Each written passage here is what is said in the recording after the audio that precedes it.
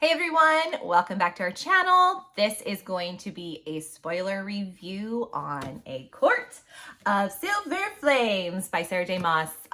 You guys, we just did our non-spoiler review and I kind of like the spoiler review so we can kind of get a little more into the books. The reason why I sat quiet She's like, I like you to say so I don't give away. Because I'm terrible at non-spoiler. I want to just reveal everything. So I was just kind of like, yep. She's like, you go ahead and talk. I'll just sit quietly here. Now we can kind of open up and say a little bit more.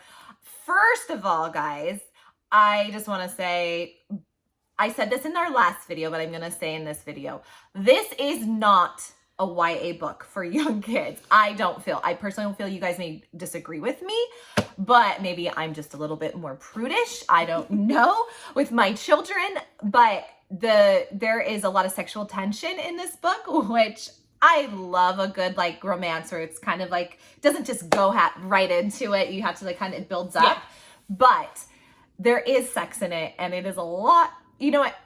It's a graphic. I'm just going to tell you, like with ACOTAR, there was sex in that book too. And I remember thinking like, this should not be YA. I think this is a little graphic in this. This is what, no. I think this is like, I was like, whoa, this blows the other ones out of the water. This was like, I mean, from the other ones, we kind of knew there would be. Yes. This one, yeah. I was like, this like takes on a whole new meaning. I was sitting around people reading and I was like, oh. Yeah. I literally had the book like this. Like reading because I didn't want anyone to. And I'm not gonna lie, I love it. I love it. It's good for me. It's fun. Like I like enjoy it. But you know, I read a lot of forums that young kids were reading the ACOTAR series on some of them. Like I remember even saying a mom said, "Oh, my 12-year-old read it," and I was like, okay, or it's in our middle school library, and I get it as a parent. If you don't know, if you're seeing YA, you're thinking it's probably appropriate for them. And I remember thinking like, there would be no way I let my daughter, I have a 10-year-old, my oldest, and that's 2 years away from 12 from that one girl, or even in high school, I just would not think. And this is not YA. No. I even Googled it because I wanted to make sure like, okay, is this considered YA too? Because I didn't think the other ones should have been considered YA myself.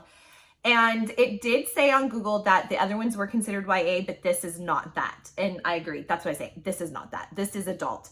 The sex in it is a lot different than the other one. I mean, it's, you know, it's enjoyable for adults, but definitely I don't even think the other one was appropriate, but I really don't think this would be appropriate at all. It's a lot more graphic. Well, and I was saying in my last video, I feel like Sarah writes the scenes according to how the character, she would picture the character. So what you kind of read in this, you're like, okay, I can see Nesta. Personalities, how they would be or whatever. And yes, I would agree because with that. I feel like this one was a little bit more, in that way, graphic. I feel like, okay, she probably thought that's how Nesta would be, you know, if she was a real character or a real person. And it was a fun read. It was good, and like I had no problem with that at all. See, and that's what, you know, too, a lot of people don't like more adult fantasy because it is a little bit more risque and stuff. I can get past that. It's not something there's still like, a great story. Yeah, I'm more for the story. I want to see what's going to happen. I can really just read past that stuff. So it doesn't bother me in that sense. But yeah, it is definitely not for kids. Not even, I don't even think, well, I don't know, high school, not even. No, I wouldn't do high school. Well, I wouldn't do high school. But like I said, maybe I'm a little more prudish. I don't know. I would not. I wouldn't let my high schooler. I'd be like, no, sorry, not yet. When you're a little older. But anyways, that aside, the book was so fun. I said this in my last video too. This is a book that you stay till 2 or 3 in the morning reading. I did. Like my husband would be like, you've got to go to bed. And I'm like, no. But all her books I'm like that with. With the Throne of Glass. Like I remember those things. I would be up so late, just like, oh, I got to see what's going to happen. Like she gets you from the start. And I love that about her. Because there's so many books that, you know, it has to build up. The book I'm actually currently reading, I told her, I was like, it's just taken a long time. It's not that I hate it, but it's just reading The Queen's Assassin. Yeah, and I just feel like 100 pages into it before I'm like finally like, and then 198 pages into it before I'm like, oh, yeah, like peaked a little bit more, I think is too long. Like in Fable, I'm reading Fable right now, and that actually caught my attention pretty early So, but yeah, it's those writers that really capture you. And Sarah, for usually on all her books, I usually am pretty right away. She kind of starts it out like enough that I'm like, okay, I want to see what's going to happen. Yeah. And again, with this, here's the thing. I was talking with Sarah. We talked about this in our last video too, if you watched it, was the first 3 books. I mean, I wrote them down because I didn't want to forget them. I'll put them out of order. A Court of Thorns and Roses, A Court of Mist and Fury, A Court of Wings and Ruin, and then she had a novella, A Court of Frost and Starlight. You have to read those first before you, I mean, I guess you don't have to, but I highly say don't read this until you read those, because it sets up, it like kind of takes you on, because you're going to hear about Amarantha. You're going to hear, and if you don't know who Amarantha is, you need to go and read those books first. First of all, ACOTAR sets up. You'll hear about, because Lucien, Tamlin, they're all in this book. Yes. But they don't have as big roles as they do in the first. Like Tamlin in the first book is one of the main characters. And Rysand, I call him Rysand, Reese for short. I know you were saying you called him Rysand. No, I call him Rysand, but I think it's Reese. Oh, okay. I call him Rysand, and then it's Reese in my head. I call him Reese, yeah. And Feyre, it's about how their love story comes into play. And it sets up a court. Okay, so this is the other thing. All her books, I have to say, I'm like, oh, they were so good. The novella, A Court of Frost and Starlight, it wasn't my favorite. I think it's set up for this, though, that you have to, like, read it. But it was a little, it was okay. Was it? I texted her. Yeah. I was like, it was a little harder to get through. I can't, like, I'm reading it because I was so glad it was not as long. And I love Feyre and I love Rysand, but that one, it's a little more what happened after the battle in Hybern, the war. And kind of like how they were settling after, and it kind of sends you like what happens with Feyre and Reese, and then it did set up for Cassian and Nesta. So I do think it was important. Oh yeah, every book you could, well, the first 4 are about Feyre and Rysand. It's through their point of view, right? So yeah, a Court of Frost and Starlight did set up for Nesta and Cassian. And you do hear, and we still see in this book of Court of Silver Flames, we still hear from Feyre and Rysand. They still have a big enough part that they're not gone. You still hear about that was one thing I was like, are we gonna hear about Feyre? Like, I know we'll hear about him and they'll probably make an appearance, but they actually made more of it. They were like just a big side even though Nesta and Cassian were the main characters. Yeah. And this is the other thing, I also mentioned this before, is I just loved ACOTAR so much, and Nesta was not my favorite. I have a very much of a love-hate relationship with her. If you read the first 2 books in A Court of Thorns and Roses and A Court of Mist and Fury, you kind of don't like her at all. But you do see that Cassian does, and I always liked Cassian. I never hated Cassian. And I'm like... Yeah, what was the scene in the book? What book was it? Was it the 3rd one or the 2nd where he meets Nesta? And you could tell, I was like, oh no. Yeah. No. Yeah. And I'm like, yeah. I know where that's going. And it's hard because you're like, oh, Nesta, she's so mean. Like, she's not nice.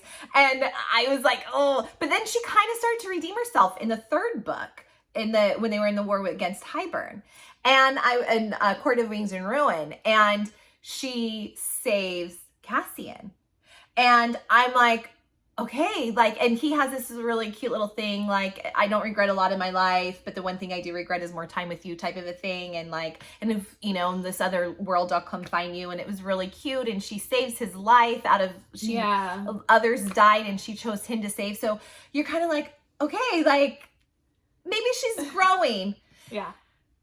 And then the war ends and she right back to it in a court of Frost and Starlight. She goes right kind of back to herself. She kind of, but she's troubled. Sarah writes her as someone who I feel like she is kind of depressed.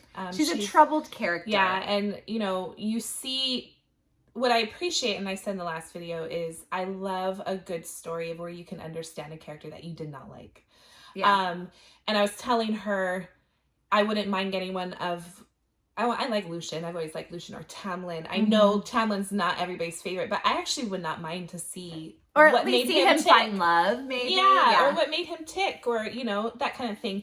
But with Nesta, I actually really appreciated this book because she's human. She's human. She's not perfect. And I was telling her I love Feyre and Rysand, but I felt like they were a little too well. And that's what we were saying in the previous review as well. Is if you think about it. the heroine and the main characters, they're usually like, you don't find a lot of fault with them. Usually. No. You see little bits. I'm not saying you don't see any faults, but you see little bit. And what's so different and kind of refreshing about this point of view is Nesta is totally human and has a ton, I'm telling you, like a ton of faults. Yeah. She's crude, rude. She's a troubled person. And it's like, this journey is like a self-discovery of growing as an individual, of learning who she is, of forgiveness, of learning how to control that anger, anger and her temper. She cut. And she cuts deep, like to the people she loves and cares about. And you're just like, and then I remember thinking like, gosh, Cassian, what are you doing? I know. And just when I was starting to relate to you, Nesta, just when I was starting to like you, then you have to go like right away. And it's like, come on, like, this is the guy you love. And, you know, and then God bless Cassian, because that guy puts up with her and he's there always just to like catch her and help her get to where she needs. In the beginning though, in the first couple of chapters, I did kind of feel bad for Nesta in the sense that even though I know she's troubled and I knew behind the scenes, I knew what Feyre, Rice, and Cassian, I knew what they were doing. I knew they were sending her with no choice to the House of the Wind, right? Isn't that the house? Okay. Mm-hmm. I knew they were doing it to help her so she can train, so she can learn. It was really to help her. Yes. She's on a spiral downwards. But I get the anger where she felt like she had no choice. Well, so she was on this spiral downwards, like drinking, having sex like every night. Those are what kind of like, and going dancing. Those are what took her pain away. And I feel that, you know, she kept going, spiraling, like for a year. And I think that Feyre, who loves her, and plus she was spending all their money. Like she was spending a lot of money too. she was and the court pays for it. And so I think they just had enough and they were like, okay, we tried to give her the time she needed. That is said in there. We tried to give her that time.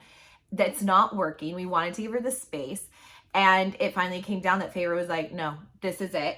You are going. There's no choice. You are going to stay here. You're not. It has like, how many steps to go down from the House of Wind? 10,000. 10,000 steps. Right? So if she wants to go down there, she has to go down 10,000 steps. That's not a But I love those scenes where it's total realistic. Like you're going, she's just burnt her legs. She has to go all the way back. Yeah, and you're like, so the only way she could get out into the city, I think she only made it to like drink 100 the first time, or 70 or something like that. The only way she can go out to drink is she has to conquer those stairs down and conquer them back up. Yeah, or else they get winnowed in, which is no one's going to do that for her. And they've already been under strict, like the house cannot give her any type of drinks. They cannot drink in front of her. They cannot like nothing. I love that the house listened to her. It was like a real like.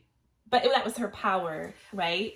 Kind of giving. I know that the house is enchanted. Yes. And it does like it. Like if you sit down at the table, like food will appear, or you know, like she asked for wine. House, usually you would get the wine, but the house knew she couldn't have wine, so she couldn't get that. But and it's just.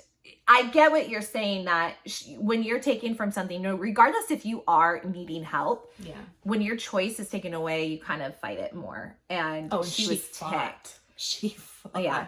I was like, whoa. And then it's good old Cassian who has to take care of her. Yeah. And, like he wants to, but at the end he's like, I know I think I think he definitely wants to. Like he's always kind of loved her, but it's kind of like, crap, this is going to be as well as he doesn't just have Nesta, he has to train Nesta.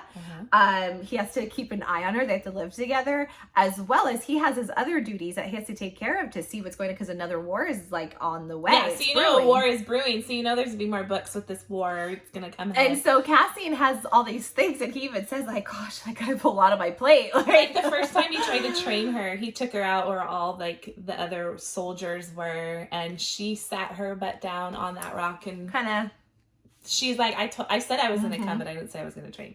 Oh, she is. And I like that. But this is the other thing though. Yeah, it's kind of different because it's like I said, the heroine is finally not, the main character is not so perfect that y'all love her so much. But she would embarrass Cassian, and that would make you kind of mad at her, because like there is parts that she would even say, I could see it in his eyes. He was like, she knew, please, like don't embarrass me. She knew what she was doing. And she wanted to give in, because deep down she actually really like loves Cassian too and cares for him, but she wanted to give in, but she's so stubborn. and hard-headed that she just she didn't want continued her to power. sit there. She knew how dangerous her power was. Yeah. And she was afraid if that was going to come out with any type of training or anything like that, you know, she was afraid she would hurt more people too. So yeah, I mean, there's that. Plus, I think a lot of it at first was she just was not wanting to do that. No, for sure. But I do think that was a part of it as it kept going more. In my mind, I would say, like, yeah, because she knew her power was bad. And it was because she got it from the Caldron. And she said it's better if he hates me than me get up and do this, you know, so. And there's even a part, like, that they say going on, like, I can't remember what he said. And then she says, I've never hated you, Cassian. And then she just like walks off because she treats him like she does. And you see, and you hear about the mental battle she has. She goes, oh, he's so mean to him. But then she goes, but so am I. Like, I'm no better. Yeah, like she would bring that up to a lot of, you're right, on a lot of things throughout the book. Like she would see someone be really rude or mean and she'd be like mad about it. And she would say like, that doesn't make it okay that they did that. But then later she would either say right then to herself or later she would say like, but I do that too. Yeah. So she was starting, like I said, this she was seeing it. She knew that she did it too, but she also knew it wasn't right. And she didn't like when other people did it to people she loved. Yeah. And I mean, even with Feyre, her and Feyre's relationship is not a great relationship, but she's also very defensive of Feyre when someone says something or did something to Feyre. Like Tamlin, when she sees Tamlin in the book. She's like, I can't believe she ever loved him. Yeah, and like, but then, what he did to Feyre. Yeah, but then she goes, but she basically said, I'm like Tamlin. Like, I have the anger, the temper. And she basically, the reason why she said he didn't deserve her was because she goes, well, she doesn't deserve me. Or I don't deserve her either because I'm just as cruel and rude and everything like that. But yeah, I mean, I like the battle that you. Well, I think that's why she pushes a lot of people away, especially Cassian, who loves her the most. And so it kind of goes to where she does something like, you know, there's stuff we find out that Feyre and Rhys are having a baby, and it's a risky pregnancy because the baby has wings, and most mothers don't survive that, especially if you're not Illyrian born, that can usually have these children with wings, and it's difficult for them. And to cut the baby out is life-threatening. Usually you don't survive it, the baby or the mother. And so we're kind of like seeing these things and hearing about it. And Rhys knows it from the minute that they hear about the wings. Cassian knows it. Azriel, because I mean, this is just how they grew up. They know it. Feyre knows it's going to be a risky pregnancy, but she doesn't realize what very well could happen is that she dies and the child will die. And, you know, and throughout the time, Rhys did not want Feyre to know. He did not want her to stress out. He wanted her to be, you know, just have a smooth pregnancy. And he's like torn up. Like he's going to lose. He's doing everything he can to find how to help her. He's calling in as many like different libraries, different courts. What's his name? Hellion. To find, you know, and through his library, what they can do, and they never do find it. So, but he makes it clear, I do not want Feyre to know. And even Nesta even like kind of gives him like at one point kind of like, I won't say anything. I can't remember, she like mentally, they mind talked maybe, and she said, I won't say anything. And he says, yes. To go back, Rhys and Feyre, or not Feyre, Rhys and Nesta do not like each other. She hates him. And he hates her because of how she treated Feyre in the past, which was completely wrong. I'm not going to, like we hated her too. And in the first couple books. So he does not like her. So in that scene where she says, I won't say anything, she kind of gives him that, I won't say anything, like a respectful. Yeah, and he says, thank you. Yeah. And, you know, and even with her spiraling out of control, there's tension even on top of already their hate from what she has been doing to herself. She calls him, he's not my High Lord. Yeah, he's not my High Lord. Call him her High Lord. Yeah. So, and then was it, what's her name? Amryn said, I think it was Amryn said, oh, but you sure spend the money of the High Lord, the court's money. But anyway, so that set up with this whole pregnancy thing. And, you know, like I said, you're just like starting to really feel for Nesta and like see why she ticks the way she does. Mm-hmm. And then a scene comes up where she gets so mad. At Amren. Yes. Because what happened? I'm trying Because to remember. What was it that set it up? She made these weapons, a dagger, yes, a sword, and yes. what was the third? I can't remember. She went to a blacksmith. Yeah, and she only went with Cassian because she wanted. I think he just wanted her to go. Yeah, and he wanted her to go. She asked if she could help make the sword. Well, unknowingly, her power like kind of manifested into swords. Yes, and so. It's kind of like the mask. It was on the same level as the mask, which is the, you know, on the cover. The mask in the harp. Yes. And what was the other one? The crown. The crown. They were all like kind of in the same like Caldron made type thing. And she's Caldron made. So her power goes into these. So she, you know, she made these swords. The blacksmith, he took these swords to Rice and said, I want nothing to do with them. They're magical or something. I'm scared of, I don't want anything to do with them. So Ryson takes them and he's looking at them and they realize that they're, this magic that has been in these swords hasn't been around, you know, in a very long time. And the last person, they used to have a high king or a high queen. I think it was just a high king. And they realized that these swords are for those people that rule everything, and this magic hasn't been. So Amren she says, well, we can't tell Nesta, you know, how powerful her So it goes to is. a vote. Yes. Because Rhys and Amren do not want to tell her. No. I think Az wanted to tell her. I think it was Feyre, Cassian, and Az, right? Feyre didn't know yet. Oh yeah, Feyre didn't know. Feyre was gonna be the deciding vote. But Az and Cassian wanted to tell her. They're like, we can't keep this from her. Yeah, it's her power. So Feyre was gonna be the deciding factor of the vote. And Feyre, of course, says, absolutely, you need to tell her.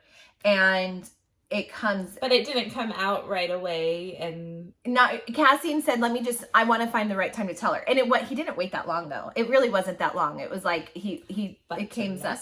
It was. She had like a cow when he told her, and it probably didn't come out the way he wanted it. And he said that right away to her. He's like, I didn't say that the right way. And she stormed out. She went down all those 10,000 steps. She was so mad. Angry she couldn't even do that. And all of a sudden she gets all down those 10,000 steps and she marches straight over to Amren's house, which Amren was caught in a very promiscuous situation herself. She was in the middle of something and she just storms on in. They get in a fight. Feyre hears about it, comes over and to talk to her. And long story short, Nesta tells her about the baby, because Nesta's like, because you guys didn't tell me. That's the same. Going back, Feyre was starting to take Amren's, not that she was taking her side, but Nesta felt like she was babying Amren. But not on this situation, though. Clear that up, because that might sound like, I felt like that statement was mean for Nesta, you go back home, Amren, you stay here. And she's like, why don't you say, were you scared of her? Blah, blah, blah, blah, blah.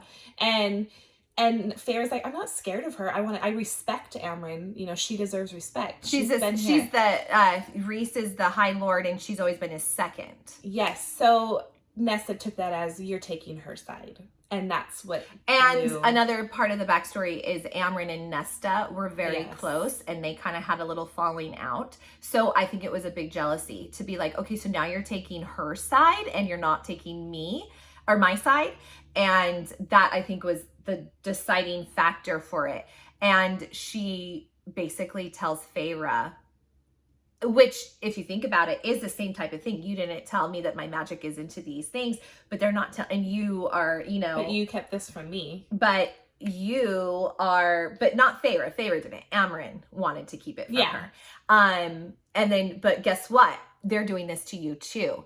And guess what? You're having a baby that you basically will not probably survive the birth. And you can't get it. And Feyre is like, what? And Amren's like, shut up. And she's like, shut up. Don't you say anything. She's like, stop it.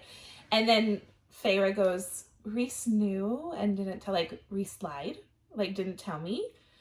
And so Feyre's destroyed by this information. And Nesta knows right away, shoot. And that's the one thing with her. It's like, she doesn't want to always do that, but she's like, just can't help herself. Yeah, it's like in her mind, you're hearing, she's like, I don't want to say this. What are you doing? But she felt bad right away. And it gets back. Cassian goes to find her. Rhys says, get her out or I will kill her myself. She's gone. That was the end of the chapter. So all of a sudden, Cassian's flying to find her. He swoops down and picks her up. Azriel's standing there with her has the bag ready for her to go. And he takes her to, what mountain? I can't remember. Just some, like, he was going to make her climb a hill. Yeah. I can't remember what mountain. It wasn't Valyrians always practiced on or whatever. So anyways, and they don't talk, like, she doesn't say anything, and he just makes her start to climb. But Feyre did talk to him. I just want to brush real quick, like, bring her back and stuff. I will forgive her, blah, blah, blah. Which I was like, Feyre, don't forgive her so easy. Yeah, that was a little really too easy. That's where I was like... But we don't know what happened on the end scene, so I don't know. But because it's not her story anymore. But he was like, no, I'll bring her back when I'm ready to bring her back. As long as you say I can bring her back. But she needs it. Because Cassian's mad at her. Cassian is ticked. He doesn't even want to talk to her. Because he thought, oh, she's making so much progress. She's not going to do this. And Cassian always defends... His best friend is Rhys, sorry. And those are his best friends. And plus Rhys is his High Lord. And he loves Nesta, but he's still very protective of them. So he is completely ticked. He's so mad. And so anyways, he makes her start hiking up a hill, and Feyre said like, oh, she's not gonna like it. He's like, well, perfect. This is good for her. And they didn't talk. She was like parched, falls over, whatever. And he's mad. And finally, when they get to the top of the hill, she finally breaks down. And he holds her, and she finally just says, like, basically saying, like, I don't know why I do this. Like, I know it's wrong. I know I shouldn't, but I do it anyway. And I think that was the start of her really trying to be better. And so that was kind of nice to see that, because that part, I was so mad at her again. Just when I'm starting to like you, Nesta, and understand you. That was a cut. That was, yeah. Yeah. So I was kind of like, oh gosh, Cassian, what are you doing?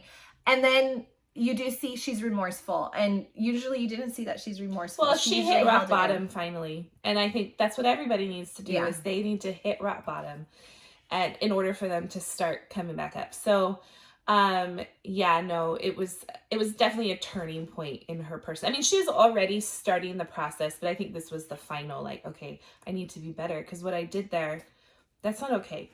And, she can't blame Rhys for wanting to kill her, and she knows that she deserves the bad she's gonna get. But it also then, I think that started a real new change in her, the first start. Plus she's gaining friends with Gwen and Elaine. Wait, no, not Elaine. That's her sister. Emery, sorry, excuse me.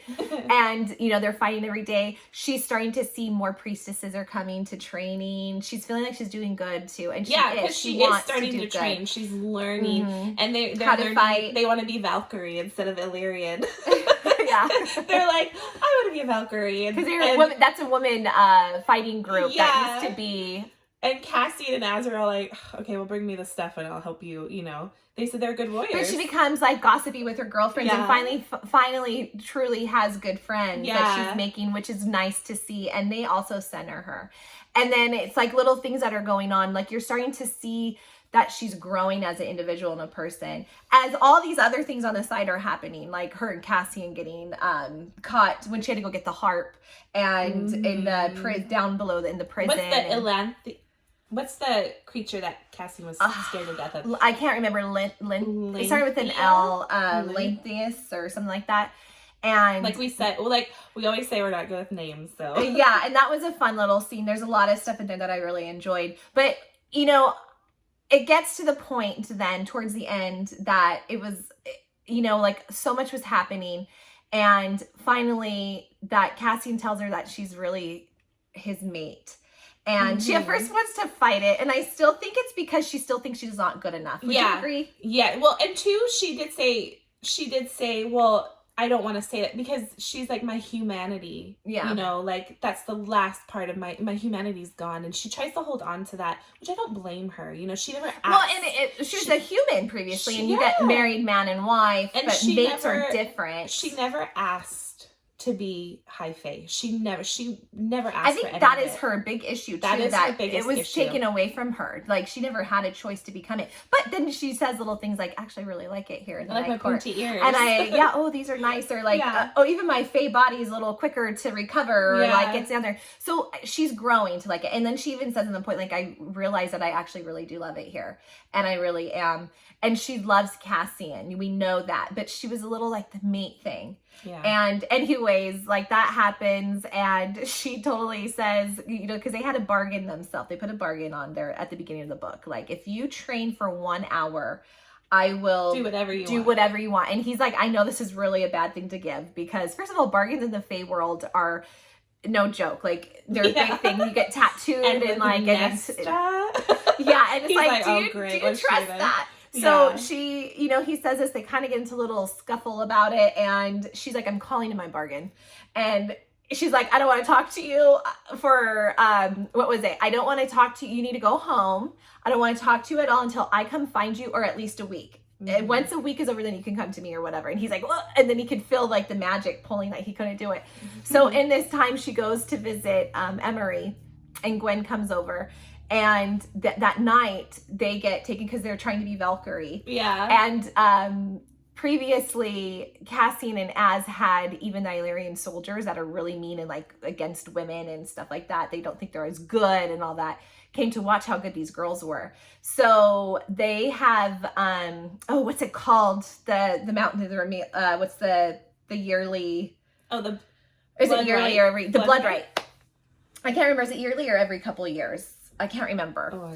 Anyways, and that's coming up on, they have to climb Ramil Mountain, and they get kidnapped. And the thing is like, it kind of set up that even the High King cannot get you out once you're signed up for it. Like, and it's like kind of Hunger Game-ish. Like, you have to like survive, fight, and kill to get to the top and see who is like the top. And it kind of like ranks you in where you will be in a soldier and stuff. Because there's like 3 sections. And by the time it's over, wherever you are, right? That's where you rank. And Azriel, Cassian, and Ricin they all hit the top of the mountain together on purpose, and they won it together. Yeah. And so these 3 girls are like, okay, like Nesta's like, okay, Cassian told me like they separated them at the beginning. They all got taken to this. Yeah. And Gwen, Emery, and Nesta, and they're all separated. They had to find each other and basically make their way up. And they fight for, like I said, Hunger Games-ish style, different, but kind of like, you know, who's going to win. And on this, even Gwen, who has a little bit of issues of her own, and Emery, who has issues, and Nesta kind of opened up more, healed more, kind of grew from that. Cassian's going crazy because they can't get him out. It's like even the High King cannot get him out. Because if they were to go in to try to get them, they would be marked for death. For death. Like, you're kind of forfeiting the contestant's life as well as your own. Yes. Even the High King. Or, is he High King or of the Night Court? Do you call him High King in general overall? Or High Lord? Sorry, because because I was thinking the High King because they're talking about they want him to become the High King. And he wants something to do with it. Side note. That's why I said that. Excuse me if I've said that. Earlier. Anyway, so they can't do nothing about this. And so Cassian's like going crazy, and he's sent on another mission to kind of also keep his mind off things. And anyways, these girls get to basically the top. Nesta forfeits her winning it to kind of stop I can't remember his name. It's Emery's cousin. Billy? Yeah. And anyways, Bullion or something, like bully. And it just kind of like ravels that one of the witches, the witches, I'm like totally going crazy here, the queens, what was her name too? See, I'm forgetting everyone's name already. I can't remember. She's the one that like they made the Caldron made her old and like, what was her name? She's one to be pretty and ugly. And anyways, it comes out that she kind of set it up. She's the one that put him into this thing. And Cassian is under her spell and power, and he's fighting it to not hurt Nesta. And Emery and Gwen go up to finish the race, but then they are now in kind of a little battle with whatever queen she is, her name, the old one. And anyways, it ends good. They defeat it, obviously, and then we go to Feyre. And the reason I wanted to speed through that because I wanted to get to the Feyre scene where she's having the baby.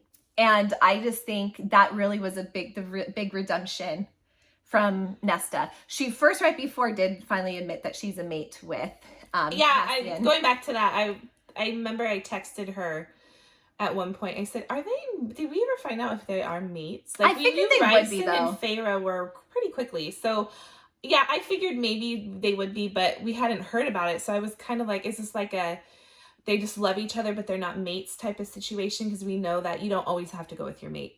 Hence, Elaine and Lucien, she doesn't want anything to do with him. So I did text her about that. But yeah, I figured they would be mates. I did. I kind of was like, okay, I think they're going to be mates though. And Cassian says like he knew that they were mates pretty much from the first time. I mean, he has that even when she was human. He even has that like sexy little line he says that was like, I would have dropped to my knees when you were even human. When that look in your eyes, even when you were still human, I would have went to my knees in front of you or whatever. And I was like, oh hello. But anyways, it gets back to, I just wanted to get, to where I think her redemption really shows is when Feyre's having the baby and she's like on her deathbed and Feyre's not going to make it. And it's set up, and I'm not a crier in books and I didn't cry, but the one that kind of got me was when Rhys stands up and he starts screaming because Feyre is losing her life. And she's dying. Yes, she's not going to make it. And Rhys and Feyre also made not a blood pact, a bargain, excuse me, that if one goes, the other one goes. And so I was like, oh, no, which we knew that in the other books. Not Rhys. But so not only would the baby be gone, Feyre and then Rhys, who is the High Lord, and Cassian and Azriel had a very hard time with that. Because Rhys is their brother. I mean, they love Feyre too, but they said, but Rhys, like, we can't lose. So that's why they were so frantic at trying to find, all of this to help Feyre. So yeah, and they love them, and yeah, it was a very touching little scene. The baby's born, Moore takes the baby, and he's not breathing, and she's crying, and Rhys is like, he's crying, and Feyre and the baby are basically and then the baby wasn't moving at all. The baby was like just limp, and then all of a sudden Rhys gets up and starts screaming because Feyre is about to go, and Nesta and Az and Cassian are holding him back. And I remember Cassian's like, I should just let him go, like she's about to die or whatever. Nesta just kind of, all of a sudden the mask appears in her hands. And she goes into her power. She has the harp, the mask, and the crown, right? Yes. She has all three. And she goes into her power, and she basically says, I'll give it all back. I don't care. I'll give it all back. Just save her, basically. And she tells her, like, she gives her, like, the power and magic. If you save her, I'll give everything back. Because she took the power from the Caldron. And the Caldron is going to hunt her. The Caldron wants it back. Its power back. So she made a deal. I'll give you all your power. That's why that power is bad, and that's why she fought it. She knew her power is bad, and I think, it came from the Caldron. We kind of figured she probably is even more powerful than Rysand. Yeah, that's what you were saying. I think that they're pretty close because they're an equal. Yeah, footing. Because he fights her at that one scene, but he was struggling. He was having a very hard time. She was in a dream, and he was like on top of her, and that was a really hard struggle for him. Even I think they're pretty close, but yes, I would say Caldron made. The Caldron is probably like the strongest, and it's not destroyed. It wasn't destroyed, so and. She basically says, I will give it all back. I will give it all back. Save her. And she says, I love you, Feyre. And like, she finally releases it, and it does bless Feyre, and it took her power, but it left a tiny morsel. I was telling her, I'm kind of glad Nesta lost that power. Yeah, I am. I felt like she did not need it, especially with her temper. Because she's still going to have that part of her. I don't know if she really wanted it. She did not. No, she didn't want any of it. She wanted nothing to do with being high fae. She didn't want power. She wanted nothing with it. So I was like, okay, I like that she has no power. She's kind of knocked down a little bit too, which she needed to be. So yeah, no, I was very happy with that scene. I mean, she still has a little bit. She can still do things that, she wouldn't be able to do when she's human. Yeah, and she says she can feel a little bit of it still in her. She can, but she's not as powerful as she was. But I think that finally was what she needed to admit she really does love her sister, because she holds this like grudge to her that a forgiveness came with Elaine for the most part. I mean, it might not be a perfect relationship, But it showed, and now Rysand will do anything for that Nesta because she saved their child. All of a sudden, life comes back. He gave her the house, the baby, and and he's like, here, take it. You know, they have their wedding coming up. She wants this big affair, and Cassie's like, you do, and like she wants to have this like big wedding, and Rhys is like, give me them whatever. Okay, what do you want? What do you want? Like, and he's sending her stuff all the time because she saved his mate and their child, and he dropped to his knees right after Feyre survived this while she's still in bed holding the baby. That scene. And he dropped to his knees and he just was like, and she came down to his level and held his face and kind of, it was kind of like their reckoning together and forgiveness of each other, I think, too. Not saying that they're not going to get mad. They probably get mad at each other. I was going to say, I think she'll always kind of give him a run for his money. She knows how to get under people's skin. She definitely knows how to get under Rhys's skin, and he knows how to get under hers. So I hope they continue that kind of banter, but I think there's a respect. Overall, now there is a gratitude that Rhys will never be the same as what it was. He will always give her, I think he will always have to remember that she saved my mate and my child. So as mad as I get at her, like, I can't, I'll give her anything. And anyways, it just was her redemption finally. And, you know, she got Cassian realized that she really does love him, that he loves her, and he never let her go, even through her hard times. He was always there. Yeah. And then it came with Feyre. I think that was the big healing she needed because she felt guilty for what she made Feyre do for so many years, that she was the oldest, and she made Feyre go the youngest. And, you know, and I think to hunt. That's what I'm saying. It really, the growth of her, and it kind of just made peace. I think the end was peaceful in that regard. And it was peaceful enough that we can move on to another story or, you know, and kind of see what's going on. Yeah, so it was good. It was a very good book. Yeah. You know, I always tell people, you gotta just give this series a chance. It's so good. Take out the wings and the stuff, because you kind of, like, I'm just saying, not take out the wings, move past it. That's what I meant to say. Move past it. Pretend it's not like, because I think people go like, oh, that's weird. Like, fantasy. Move past that, and you get to know these people. Well, and Sarah does a very good job at making them she gives them humanity in a way. Like, they get sick. They are in worlds and you know, like, she can't run down the stairs because we can't run down 10,000 They're very human, just with not everyone has wings, but some of them have wings. Yeah, they're very human though. They have to train to become better. I mean, you're not just better because you're a high fae or you're not human. So I feel like that kind of gives it a little bit more humanity in her writing of these characters. So I really enjoyed that. But yeah, it has wings, it has all that stuff, but it's such a good story. It's really good. We suggest you read them. But if you watch this, you're gonna know the story. It is our spoiler though. Yeah. So anyways, we loved it. I hope you love it too. Go ahead. I'm hoping you already read it, but if you haven't, still go pick it up because there's a lot we didn't cover on it. But go ahead, hit subscribe, and we will see you for our next video. Bye.